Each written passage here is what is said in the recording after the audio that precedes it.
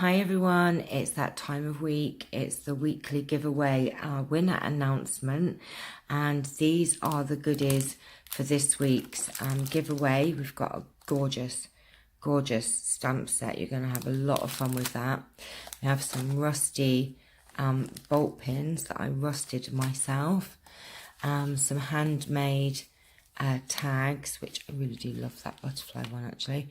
Lots of gorgeous napkins for you to have some fun with, and there's some appliques, flowers, some cord, bingo card. There's some fun little cards here, there, and you've got another little, whoops, I'm going to fall off, booklet, and some of these timestamp time cards. Okay, so that's what's up for grabs on the giveaway, and we're going to find out who is the winner. Right, okay, so I have put the URL in the random comment picker, and let's see who this week's lucky winner of this giveaway is. So good luck everyone.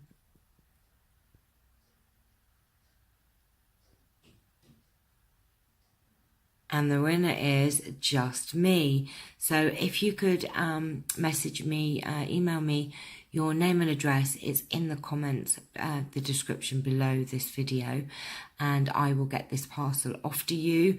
Well done. Thank you to everyone that's taken part this week.